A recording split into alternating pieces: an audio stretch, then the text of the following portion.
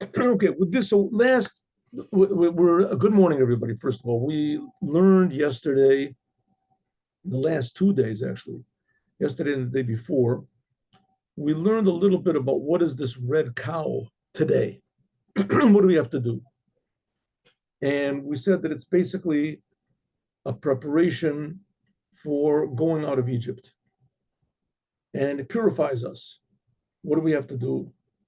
Two things: humility and thinking about God. And the more we think about God, the more humility we get. And the more humility we have, the more we can think about God. Now, there's less that we look at ourselves as being the whole picture, as God, what is revealed is that really God is the whole picture. He's creating everything. We're going to especially talk about that in the Yom Yom that we have.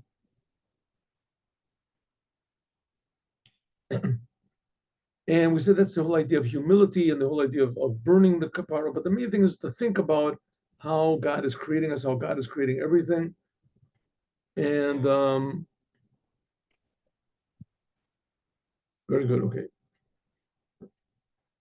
And that will take us out of Egypt, which Egypt is basically our own selfish way of looking at the world. And we can start looking at the world from God's point of view. That's the whole idea of the Para Aduma. That's why we read Parshat Para. We read especially about this burning of the red cow and the ashes of the red cow right before Passover. This is what's called Parshat Para. We put on a living water, which living water is the connection to God, and living water is also the Torah, living water is also the tzaddikim, etc. Okay, now, this process, that was the idea of the red cow. Today, so it did away with death. Which death is selfishness. Okay, now there's a process by which this ashes of the red cow was applied. So again, anyone that became defiled from a dead body, touched a dead body, was a dead body passed over him, he passed over a dead body, passed over a grave. A Jew, even if he's in the same room as a dead body, becomes defiled, and he can never go to the temple again unless he has the ashes of the red cow, which were mixed into water, and you took a hyssop, you dipped it in there. It's just some sort of a branch, a bush, and you sprinkled on the impure person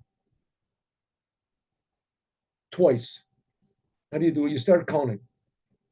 Count 1 day, 2 days. The third day you sprinkle, and on the seventh day you sprinkle. Splash on them. It doesn't have to cover his whole body, just has to touch a little bit. That person is considered to be pure. Pure. Pure from what? Pure from the impurity of death. Morning, Rabbi. Good morning. Impurity of death. Okay. So when do you have to spray this water? Is on the third day and on the seventh day. Again, this water does not have to cover the person's body. All he has to do is just touch any one little tiny part of the body, and the person he's begun his process of becoming pure. And then afterwards, he has to go to the temple and etc. And he has to immerse himself in a mikveh, and there's other things, but that's mainly the process. Okay, you have to sprinkle on him this water of the red cow, red cow ashes mixed into water on the third day and on the seventh day. But you just start counting days. Any day you want to, you count. 1, 2, 3. There's a whole tractate about it in Mishnayot, Para. Hine, behold, Techiyat HaMeitim. There's this thing called the raising of the dead.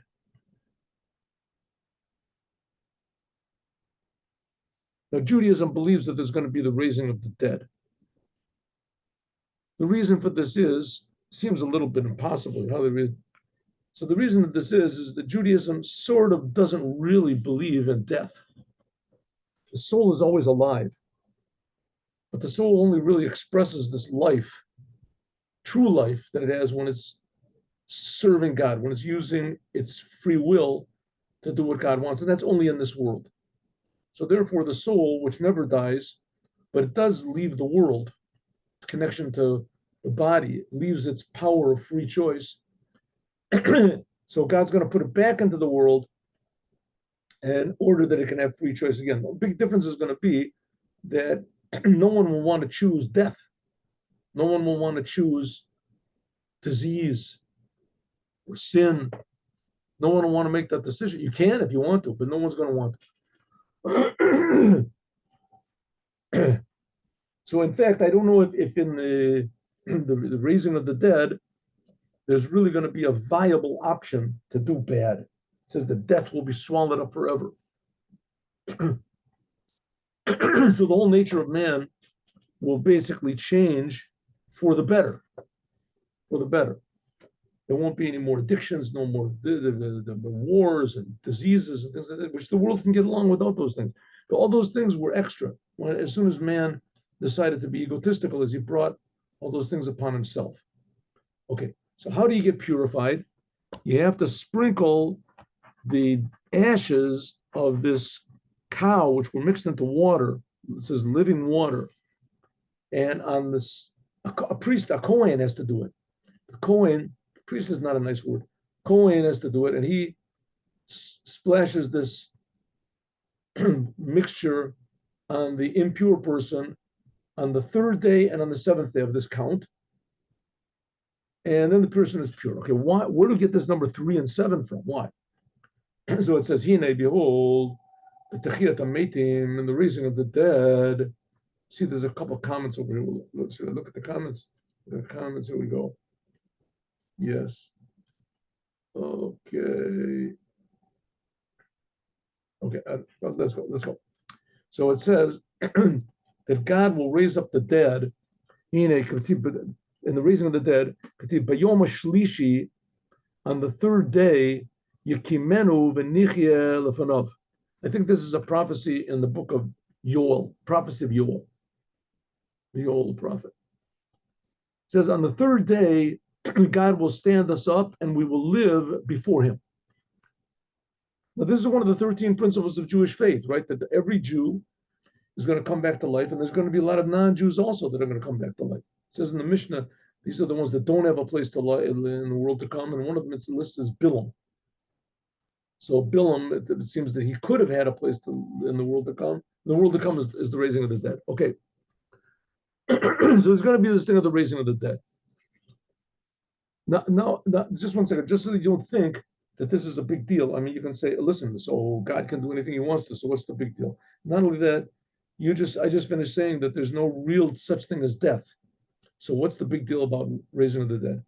So the answer to that question is, basically, is that the first of the 10 commandments is, I am God that took you out of Egypt. So you can ask the same question. God is creating Egypt. What's the big thing? Freedom is a natural state. The people that was we were put into Egypt, that's unnatural. So just to get rid of Egypt is no big deal. Same thing as enlivening the dead. The natural state of man is he's supposed to live forever. The soul is eternal. It's supposed to live forever, but that what we don't is an unnatural state. So what's the big deal? So why is that the beginning of the first 10 commandments?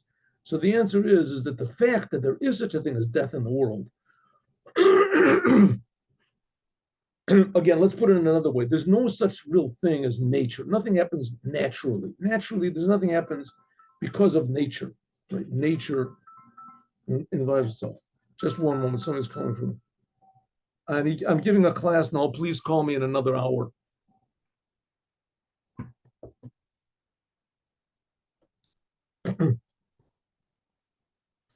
Okay, so the thing is like this. It says that God raises up the dead. So in other words, if there is such a thing as death in the world, if death exists at all, it's because God wants it to be here. At least he wants it to be that potential to be here. And death is a very, very powerful thing. It's, so to speak, that's the devil, right? That's called the devil, the Satan. the evil impulse, the power of selfishness. That's the power. God created this power. This is a power. This is if you want to call it an intrinsic, an essential part of the world. God doesn't want us to follow it or to be afraid of death or whatever. But nevertheless, it does exist. And the fact that it exists, that comes from a very, very high place. The ability that there can be a power which opposes God, seemingly independent of God. Right? Like I say, I can explain the Holocaust in 3 words. Nazis were evil. That's all. How did God let them get away with it? Because God wants there to be the potential of evil in the world. I mean, don't think this really explains anything, but and why there was so much suffering, nobody can explain that. But just the basic idea, God wants there to be evil in the world. Like evil comes from a very, very high place. That's the whole holiday of Purim. We learn about Purim. Okay, so it says God enlivens the dead with great mercy, rachamim, rabim. Machaya mesim barachamim rabim. It says the dead will rise up. It says on the 3rd day, and it's going to be with great mercy. With great mercy. It says tal. There's going to be some sort of dew, D-E-W, that's going to raise up the dead. It's the same dew that brought the Jews back to life at Mount Sinai. It says that when God spoke at Mount Sinai, all the Jews died, and the dew of the Torah enlivened them. Okay, so it says the Jews are all going to come back to life, and there's going to be the raising of the dead. This is going to be on the 3rd day, and this is going to be with great mercy. And this is going to be the dew, which is going to enliven the dead. The Hu Makor, this is the source of the 13 attributes of mercy. Like it's written in another discourse by Yahuwah Taman, where they talked about eating the man, where the man came from. Tiferet. Okay, now there's 10 sphirot of God, right? God is a personality. God is a person. God is infinite. God is above creation. God creates all being. God creates the spiritual. God himself is not spiritual. We've talked about this so many times, and still, to get into our hearts, we'll have to talk about it a million times till it finally clicks.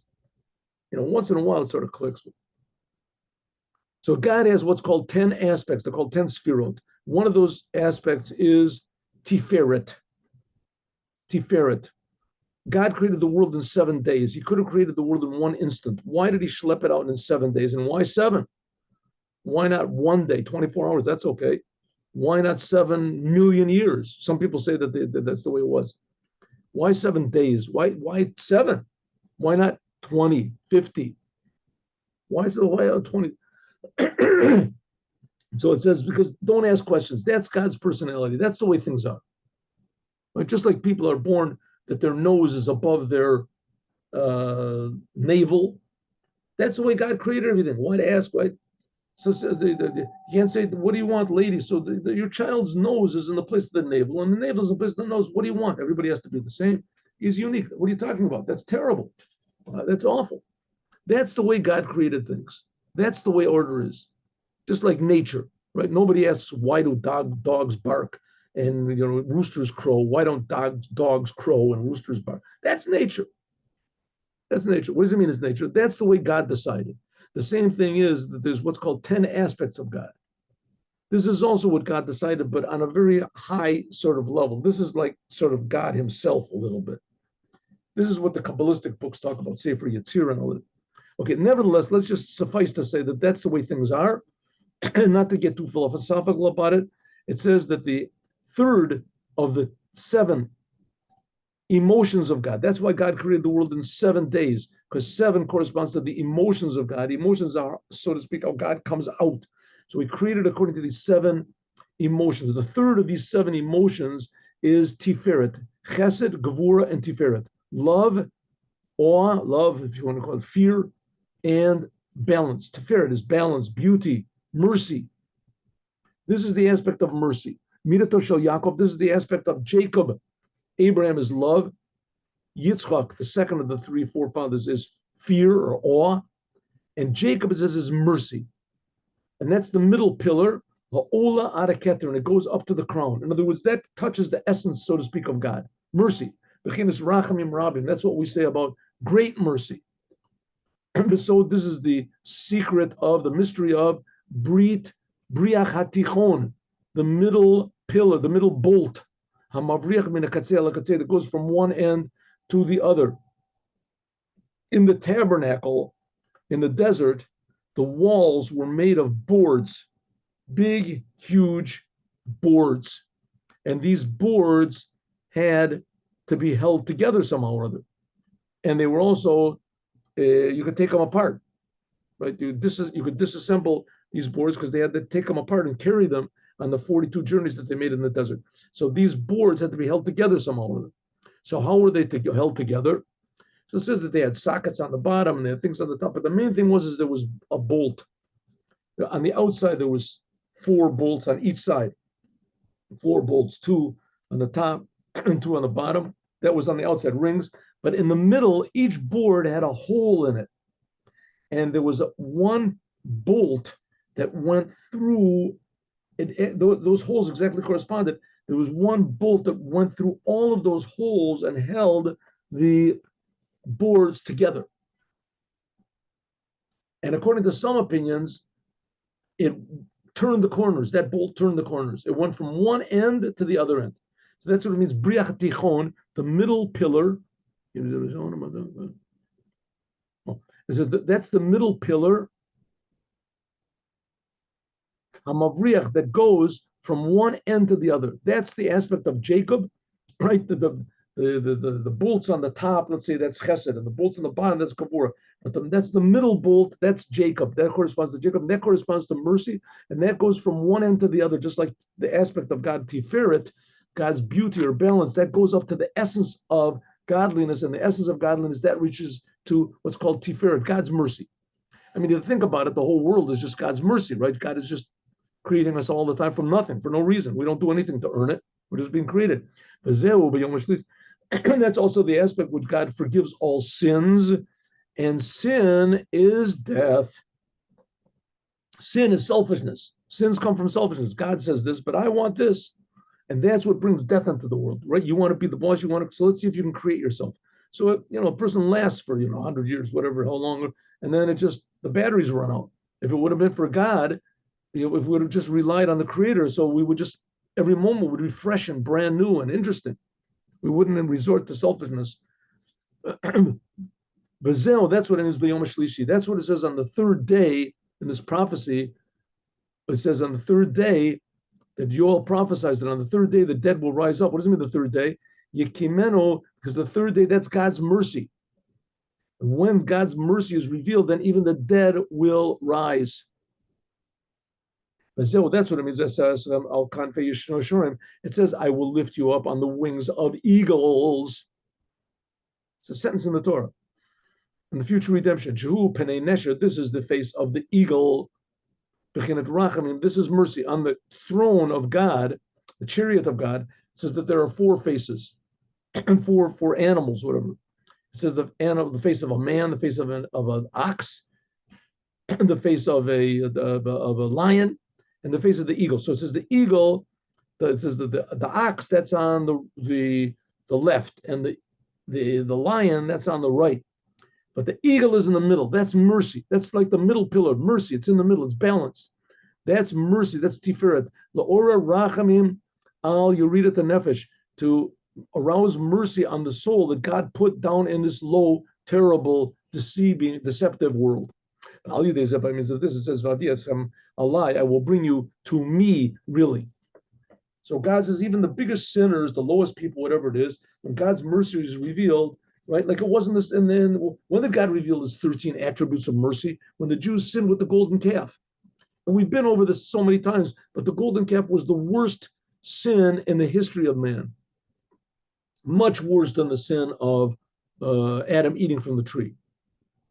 Adam eating from the tree, so his wife tricked him, and etc. And the Jews worshiping the golden calf, I mean, they heard directly from God. All of the Jews together don't worship anything except for me. I'm the one that took you out of Egypt. I create the world. Worship only me. I'm giving you the Torah. worship only me. I'm creating you.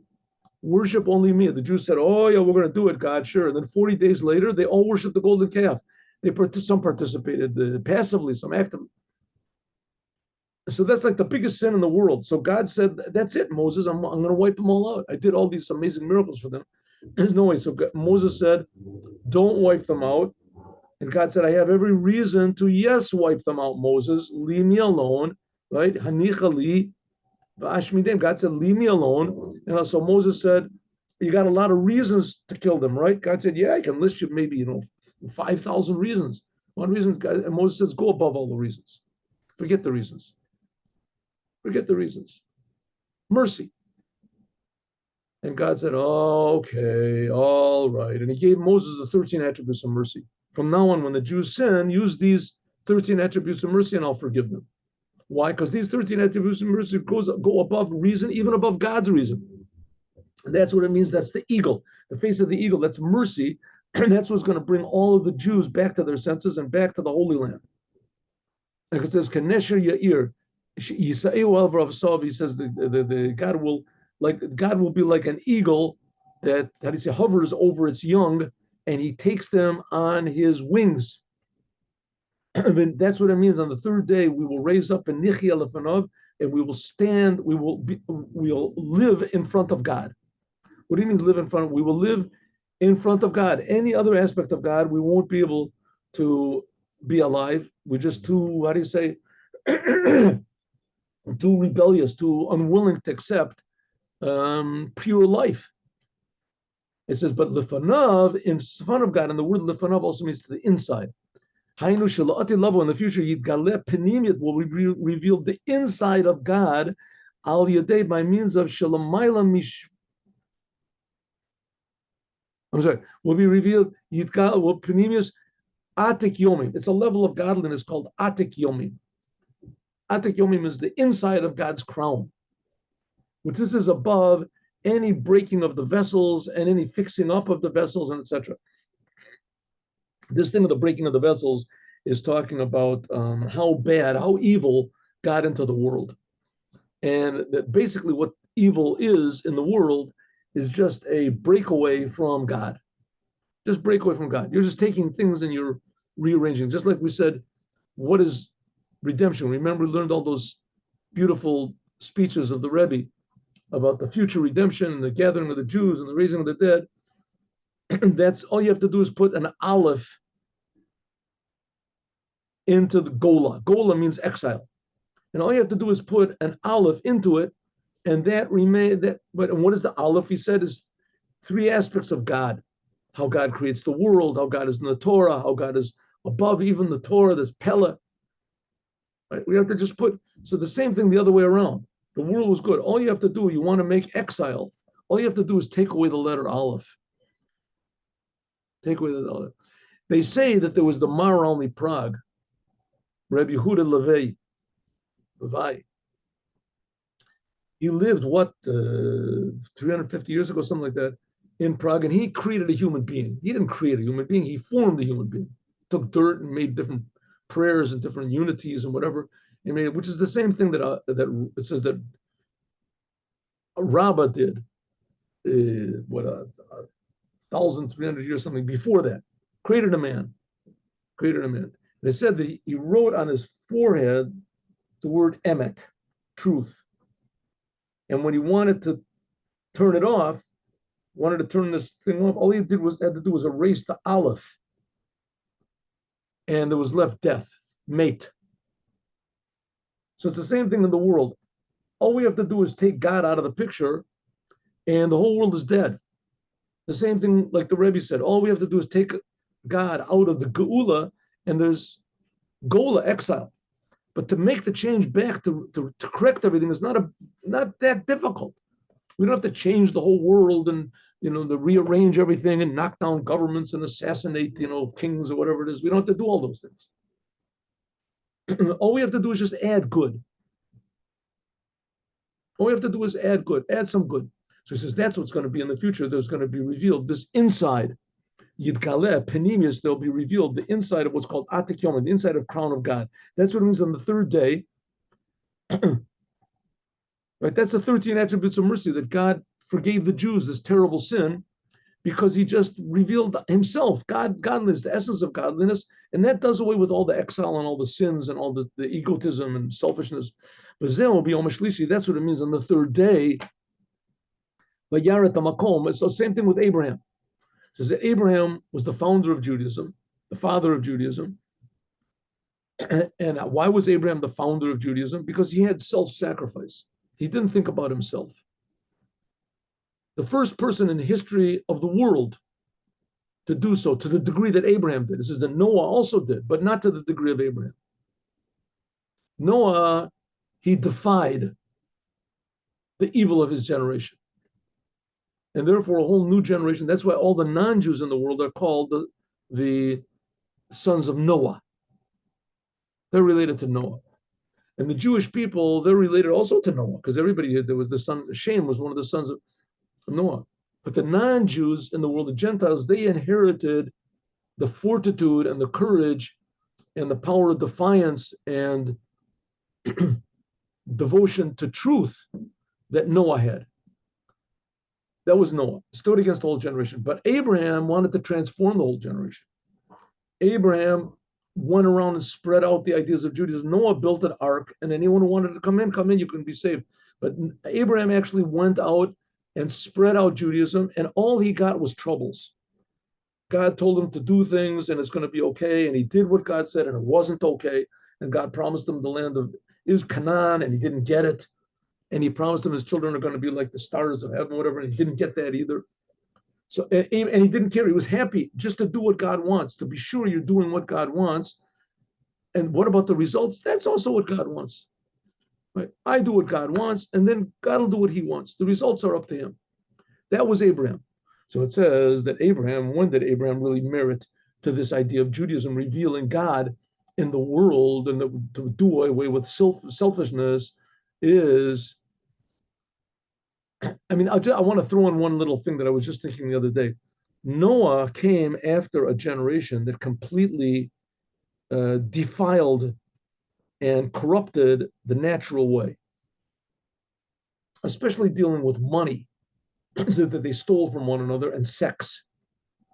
Says that according to some opinions, that's where the dinosaurs came from, because all these weird animals were having relations with one another, and there was results. They had children. Anyway, so all the animals were defiled their way, and all the humans especially. The animals did it because the humans did it.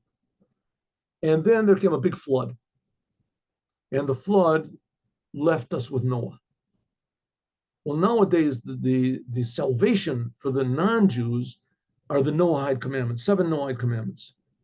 Right? Don't worship idols, don't blaspheme, don't kill, don't have sexual crimes, don't steal, and don't eat a limb from a living animal, and make courts of justice. Those are the 7, but they branch out. There's different branches, but that's just as Noah came from a flood, as I think that's what is going to happen now. There's going to be a huge flood of the awareness of God, of knowledge for the Jewish people. That's Chassidut. It's going to flood the world. People are really going to be interested in, who's creating me? How am I here? Why am I here? What am I doing here? What, right? Is it really true God gave the Torah, Bible to the Jewish people? And maybe it's not true. But if it is true, then it's part of history. Why isn't it in any history book? This is a very important thing. God gave the Torah, told the only time in the history of the world, at least that's what the Jews say, that God, the Creator, told the whole creation what he wants. And that's what Chassidut does. It makes us feel the importance of connecting to God and God's purpose in the world. And now the whole world is as corrupt as it was back then. I don't know if it's as corrupt anyway. It certainly is getting close to what it was before Noah. And I think the only thing that'll save it is this flood, but not a bad flood that's going to kill everybody. A good flood that people will suddenly say, man, what am I doing? Why do I have to do this stuff? Right? Like drug addicts, right? Like drug addicts. They see everywhere they go, they see that there's people that are not drug addicts and they get along in the world. They get along, right? Chain smokers. They see that people don't smoke and they live fine, but they can't stop. Why can't they stop? Because they're addicted. They're crazy. As soon as you take away that addiction, you put the aleph, godliness, into it, then everything gets the same thing with the world. right? All these crazy deviations and degradations that are happening in the world, right? And there's some just terrible, satanic things that are going on. But the reason for it is because people just don't have any awareness of what good is, and they don't want to have any awareness. Just like before the flood, in the time of Noah. But now there will be a flood, and it will not necessarily have to be a flood that's going to kill anybody or destroy anybody. People just come to their senses. In any case, that's the idea of Abraham. Abraham was the one who began this hope for us that God does care and he will be revealed in the world, and God does want us to do what he wants after he's the creator. Why not? So it says that Abraham took his son Yitzchak to sacrifice him. This was the ultimate sign that he was not selfish. Abraham, he did what God wanted, even though it was going to destroy everything. And Yitzchak saw the happiness of Abraham, and he understood that this is what God wants also. It says that Abraham, on the third day, he saw the mountain from far away. What does it mean, far away? It's far away from our comprehension. And that's what, like King Solomon said, many. Like King Solomon said, I thought that I would be smart. He thought he would understand the secret of the red cow. King Solomon, he understood everything. He said, I thought I would understand the secret of the red cow, but I realize it's far from me. She'omar Shlomo, the King Solomon said this on the commandment of the para aduma, on the red cow. Because the red cow draws from a source of godliness, which is above understanding, above spiritual, above the whole concept of even existence. It's the creator of all existence. And that's where the red cow gets to, the ashes of the red cow. It takes away the impurity of death. The calls, all this is drawn down by Yom Shlishi, by the third day. That's why if the ashes are sprinkled on the third day. Bechin is the level of rachamim, mercy. Like it says, why the seventh day? We'll see. It says, ki mitzvah zo lo rachokahi. It says, that's what the Tanya is based on. Korov alecha davar moed.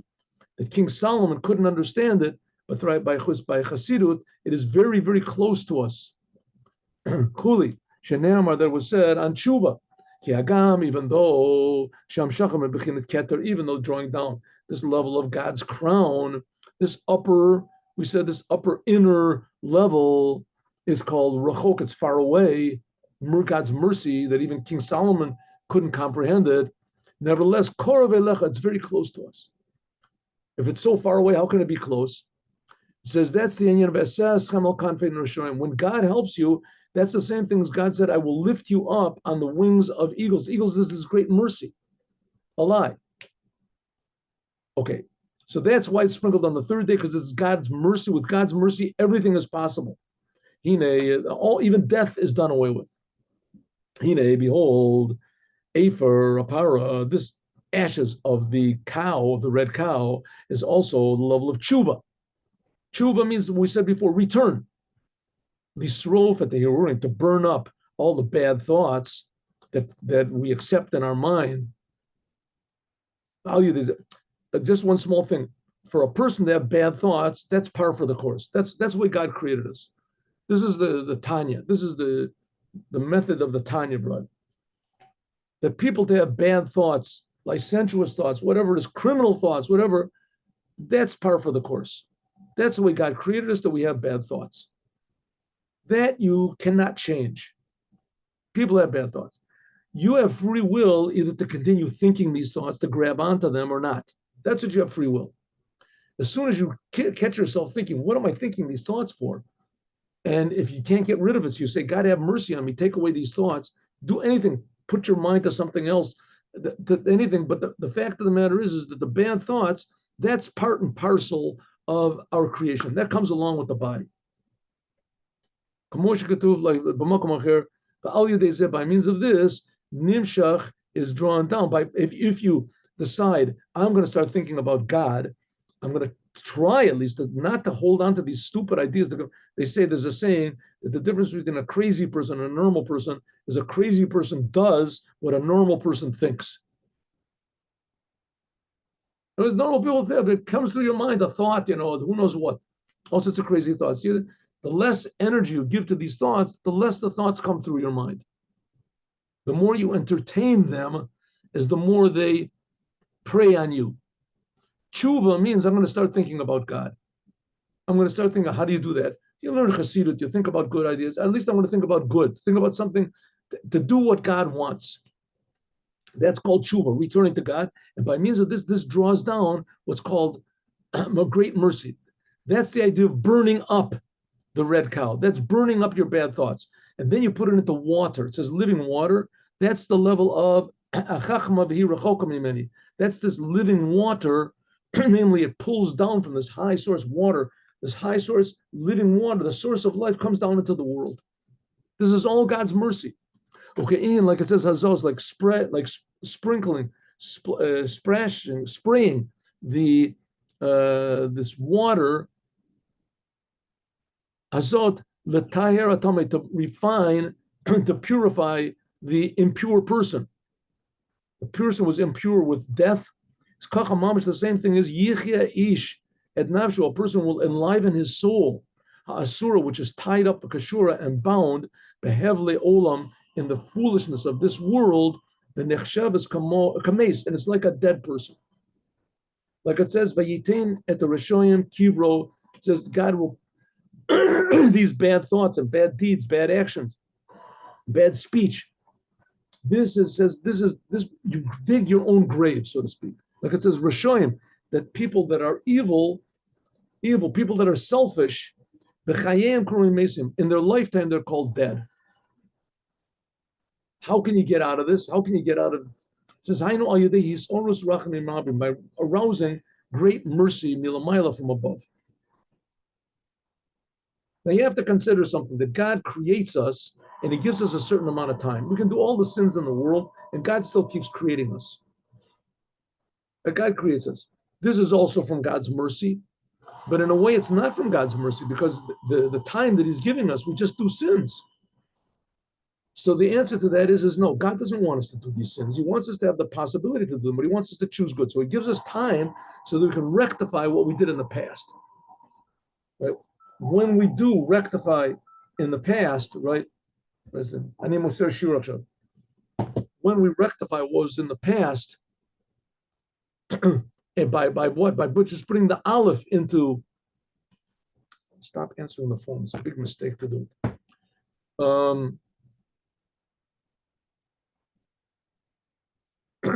Yes, when we say we're gonna stop doing what we did in the past, then God arouses this big mercy, and big mercy puts us into reality.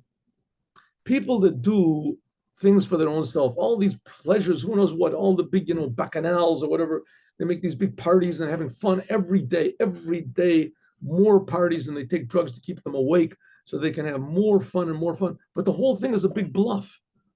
The whole thing is absolutely worth nothing. And when these people finish their lives, so what they wanted, they don't get. Mainly, they don't want what I want. I'm a goody-goody, I want to live a pure life and a good life, and this. So they don't want a life like that, right? They don't want a life like that. So a person that lives his life for good or for something eternal, so when his life ends, at least he's done something good. Maybe he can't do any more, but at least he's done for others. He's helped. He's improved the world. He's helped. But a person that does only for himself, so when he dies, so what's left? Nothing. He didn't get anything that he wanted. Nothing whatsoever. It was like somebody sold him the Brooklyn Bridge, and he's so happy, and he makes big parties, and he bought the whole thing for only $1 million. There must be at least, $100 million of iron there, and he can this and that. And he realizes that the whole thing was a big bluff. He spent all of his money for nothing. Same thing, a person spends his money, not that he doesn't get what I want, he goes to heaven. He doesn't get what he wants. Right? The person doesn't get, so he says, that's great mercy. Great mercy can arouse from the essence of God to wipe away all of the foolish past and suddenly starting to make your life infinitely meaningful. Lochi, and therefore hazah, this sprinkling of the red cow ashes, which the red cow ashes, we said, is doing tshuva, returning back to the Creator and arousing from God this living water. This was done on the third day to arouse great mercy on your soul. Rachamim rabim racham aleinu. So a person could say to himself, listen, I'm so far away, I've done such terrible things, I can't do it. And the answer is right, you can't, but God can. And if you just ask God for help, he'll help you. You might have to ask a lot of times, and it might you won't even recognize the help. And it could be you don't even want it. But who rachum? That's what it says. God is merciful, v'chaper avon, and he forgives all sins. God Himself. So in this, we're talking about there's only two involved: you and God. That's all. There's nothing in between. You turn to God. After all, God is giving you life. God will give you infinite life. Like it says very easy. I mean, infinite life doesn't mean necessarily you're going to live longer or whatever. It means that every instant will be infinitely meaningful. It'll be God's world. That's what we're living. We're living in God's world. We're not living in our world. Like what it says, look on this is a menorah zav. This prophecy of Zachariah in the Rachamim Rabim, great mercy. Okay, we explain the third day, why we sprinkle the third day, because it arouses God's mercy, and with God's mercy, it can even bring the dead back to life. Okay, but why the seventh day? Seventh day, that corresponds in the Sfirot, in the 10 Sfirot of God, we said, right? So the bottom 7, we said are God's 7 emotions. That's when He created the world in 7 days, because 7 emotions. The third day corresponds to mercy. Chesed, Kavur, Tiferet, that's mercy. And the last of the 7, that's Malchut. Malchut is God's kingship. Sometimes it's called God's speech. God created the creative force that He creates the world, the lowest of God's aspect. Like on a person, his mouth, that's how he comes out. That's not the person, so to speak, anymore. Oh, this is the level of King David. The level of King David, this is the Ushpizin and the Yaakov on the seventh day of the days of Sukkot. The days of Sukkot. So every day we say another one of the founders of Judaism comes to visit us. The first day is Abraham, then Yitzchak, then Yaakov. The third, Yaakov is the third day. And the seventh day is David. There's Moshe and Aaron, and then Shlomo, and then David. Some people say it's Yosef and David. Espesin, the Yaakov is on the third day. David is in the seventh day. Yaakov, we said, is mercy. That's the central pillar, we said. And David is not the seventh day. David is a king, King David. That's kingship. Who Merkava, King David, he was the vehicle and the vessel to bring into the world God's kingship. That's where the king, the Moshiach is going to be a king, Melech Mashiach, and the king Mashiach is going to come from King David. The fee because Shubachin is David, this is the level of King David, my servant. Even Kasiv, it says, Ki li b'nei Yisrael avadim. So that's the essence of the Jewish people, that the Jewish people are like King David, they're servants, but they're servants of God. Perish, what does it mean? But by means of you deciding to be a servant of God, by means of this, you become mine. Like it says in another place. That's what does it mean. A servant is a person that has total surrender to the master. Beli shum tam, without thinking about it, v'dat. Everything we do without thinking, without understanding. We do whatever God wants. It just happens to be, though, that one of the things that God wants is that we should understand. So the reason that we try to understand everything and ask as many questions as possible is because this is what God wants. God wants us to understand. But nevertheless, the essence serving of God is that we try to understand, and we try to understand Talmud, and we understand Kabbalah, we understand whatever we stand, just the same way as we dig a ditch or burn the red cow. We just do it because God wants. The Shorsho, the source of this Malchut, of the lowest of the 7, this is very, very high. This draws down from the level of crown, which is above any Chachma and Bina. This is what's called the level of Malchut of Ein Sof, of God's kingship. That comes really to me. So if so, we can say that this third day, that represents God's mercy. And God's mercy comes from God's essence. The seventh day, that represents God's being a king and us being a servant. And that God being a king, that's God's personality. That's the whole thing. He creates the whole world with all the mercy, with everything inside of it. Like we explained in another place. And also Shoresh, Tumas, Maze, the source of impurity, comes also what's called from the breaking of the vessels. And that's the 7 kings of tohu, of what do you call it, of confusion. Shemetu, that they died.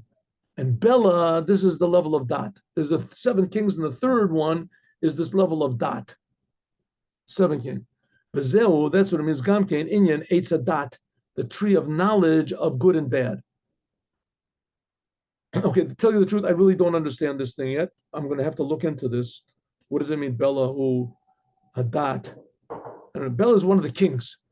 It says that in, what is it, in Parshas, I think, Vayishlach, it says over there, I have to look and see, Vayishlach, I think, that in the end, it says that they were the kings of Jacob, the kings of Esav, and they ruled and they died. And this corresponds to, spiritually, the Torah is a physical book, and it's talking about what really happened, but this also corresponds to great mystical secrets. And one of the secrets is, what's the source of bad in the world? Like I said before, the source of bad in the world is what's called the breaking of the vessels of Tohu, and that corresponds to these 7 kings of Esav. In any case, you can do away with all this, right? This is just, God wants there to be the potential of bad in the world, but He doesn't want us to manifest this potential in the world. So it says that there can be evil in the world. That's the source of bad, comes from these 7 kings. If so, the 7, we're talking about the 7 aspects of God's emotions on the 3rd day, on the 7th day. So how can you do away with bad in the world? By drawing down, by evoking, by connecting ourselves to something, some reality that's higher than anything in the creation, namely the purpose of creation. So how can we fix this up? By Chachma. What's Chachma? Chachma, Allah, the upper power of what's called God's upper wisdom. It says, Yamutu v'lo b'chachma. It says they will die without wisdom. That's a sentence, I think, in Job. That's called the tree of life. We call it, how much more so the level of Keter, a higher level. This can do away with even death, the life of life. This is drawn down by means of bittul, surrender, which is above understanding. This is what's called the 7th day. That's the level of the 7th day, Malchut. So we're saying the 3rd day is mercy, and the 7th day is total surrender to God. That's the union of Ad Ein Hefsek. David, say, David Chai V'Kayom. David Melech Israel Chai V'Kayom. Says David, the king, and we say it in Kiddush Levana. King David is still alive. King David is still alive. How can King David is still alive? It says that he only lived a certain amount of time. He died on Shabbos. We know when he died. He died on the holiday of Shavuot. It says, no, David, that's what it seems to you that he died. But David is really alive forever. It's the same thing with Jacob. It says, by Jacob. It says, Yaakov Avinu lo mate. Jacob didn't die either. So David, that's the 7th day that we sprinkle. That corresponds to number 7. And Jacob, that corresponds to number 3, the 3rd day when we sprinkle this, the ashes. This is above the breaking, like it says in the Zohar. And it says the same thing also by Moses. Moses didn't die, but that's not what he's bringing here. He wants the 3rd day and the 7th day. Therefore, the sprinkling on the impure person, on a person that's impure from death, in order to remove the spirit of death from him, it has to be on the 3rd day, which that's God's mercy. And the 7th day, which that's God's kingship, our surrender to God. Both of them evoke from the essence of God, God's mercy and God's what's called God's inner crown of God, etc. And so there is, what the Rebbe is trying to say is there is hope. And even though we don't have the red cow, but we can still simulate the effect of the red cow by requesting God's mercy, doing away with our bad thoughts and our bad deeds and our bad speech, and surrendering ourselves to God. That's called being God's servants like King David, and that arouses God's mercy and purifies us.